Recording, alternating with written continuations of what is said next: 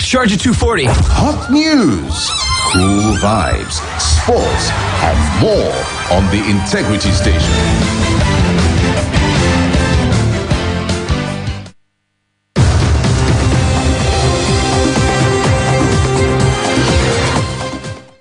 Well, a very good morning to you. Welcome to the very first edition of Business Splash for this week on Splash 105.5 FM. In this package, we have for you stories on Corporate Affairs Commission, agriculture, maritime, manufacturing, oil and gas, investment, as well as some stock reports.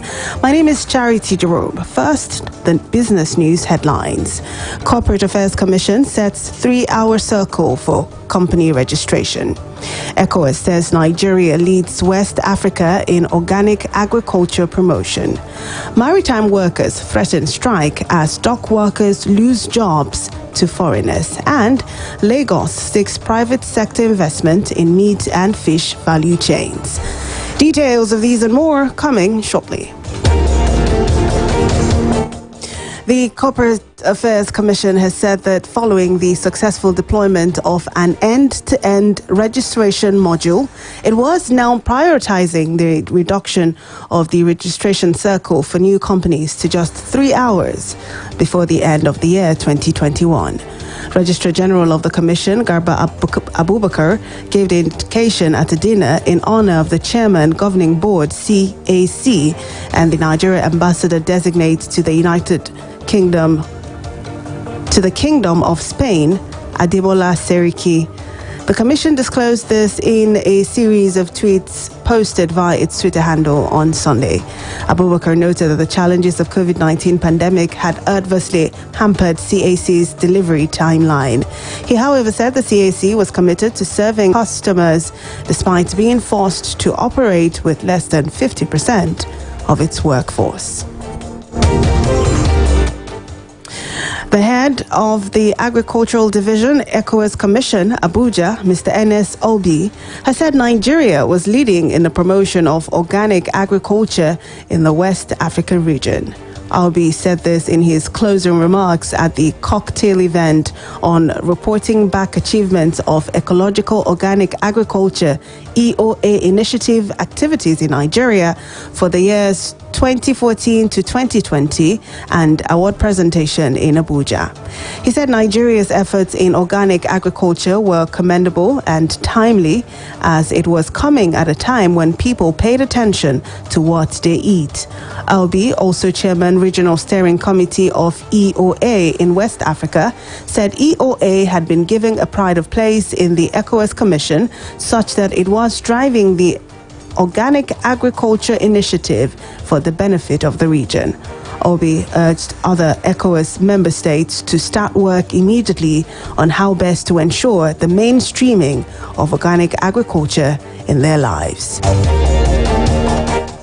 Lagos State Government has called for private sector investment and collaboration in its agriculture sector, particularly in the red meat, artisanal fisheries and livestock feed mill value chains. The State Commissioner for Agriculture, Ms. Abisola Olusonya, stated this in a press statement she issued to newsmen in Lagos. She said that the collaboration was in line with the state government's 5-year strategic agriculture roadmap. She noted that the state government had identified many areas of investment opportunities for the private sector's participants, particularly in the 3 value chains, hence the need for the collaboration. According to her, the partnership will increase production in the value chains, stimulate jobs across the value chains, standardize operations in the value chains, as well as enhance the GDP of the state. To other matters now, the Nigerian National Petroleum Corporation is partnering the Borno State government to build a gas power plant in Maiduguri to boost power supply in the state. The move followed the destruction of 3 towers of electricity power lines along the Damaturu-Maiduguri road by Boko Haram insurgents on January 25th and March 27th, 2021, which plunged the state into darkness for 2.5 months. The group managing director of the NNPC, Mele Kyari, led a delegation to the governor of Borno State's office for the talks. to join you to resolve power problem in Borno State, and particularly in Maiduguri metropolis and environs. And the easiest road to that is to deliver gas to power and ultimately to industries. And we saw the opportunity and the challenge to support Borno State because of the very obvious challenge we have with our power supply situation today in the city. We and our partners on the value chain have talked to each other, and we think it is very possible to establish a dedicated power plant in Maiduguri which will serve the current needs and potentially supply power to other neighboring cities and even countries ultimately. On his part, Governor Zulum says he welcomes the partnership, which he believes will ease the agony of the people of the state who have suffered untold hardship since the power crisis began 3 months ago. Today's event can change the entire narrative of our own state. Power is very essential. With power, we can reduce the magnitude of the insurgency because millions of people are earning their means of livelihood because of power.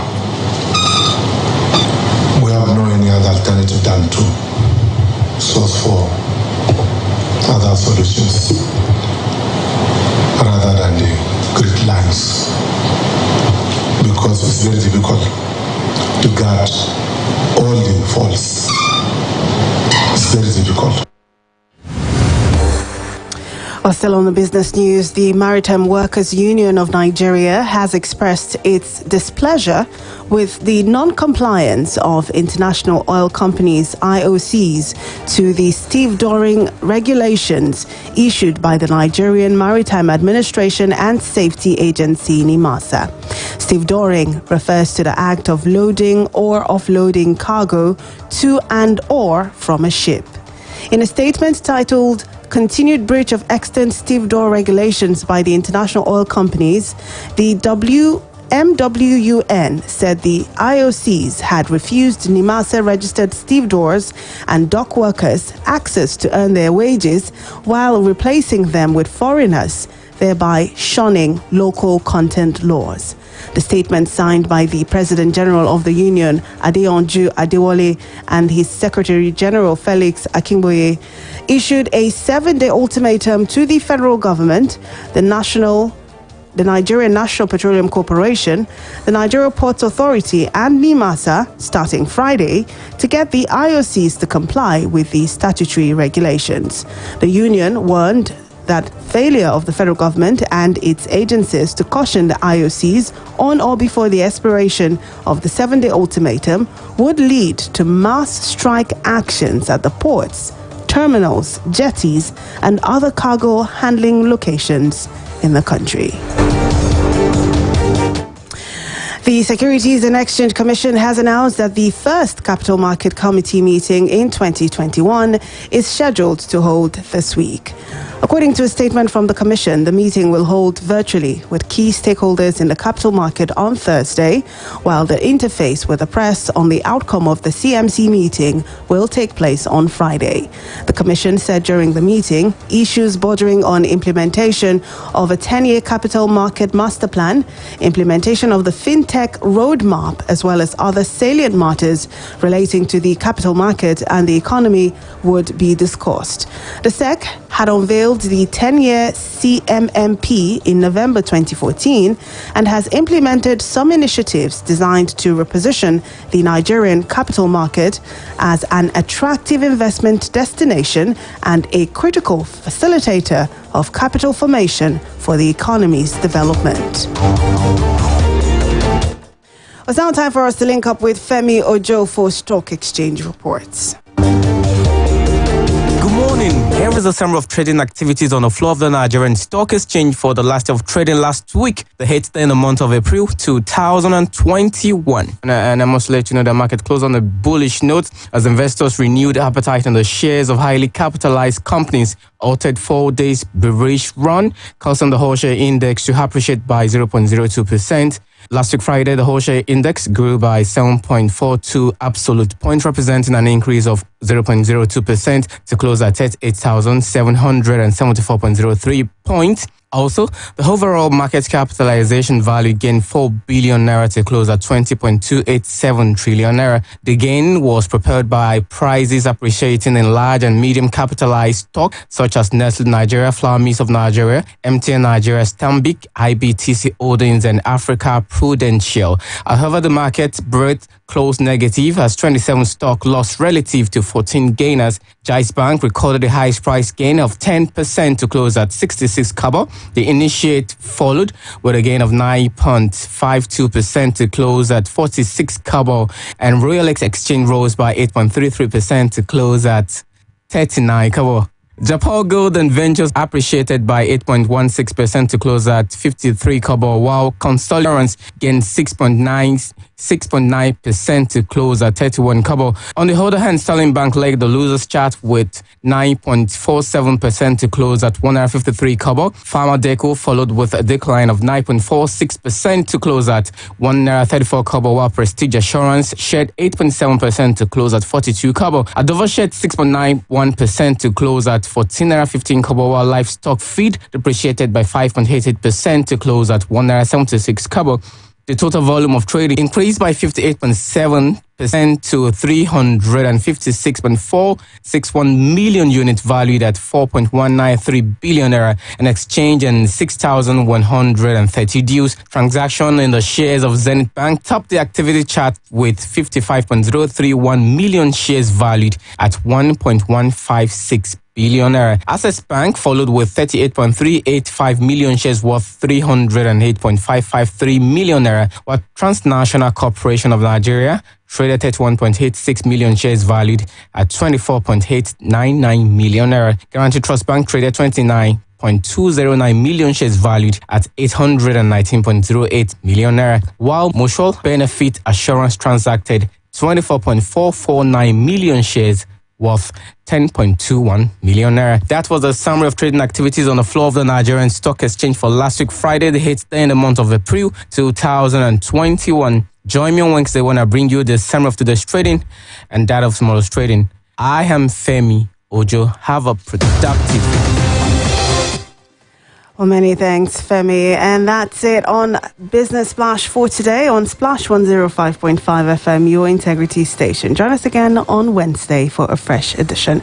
My name is Charity Jerome. Good morning. Thank you for listening.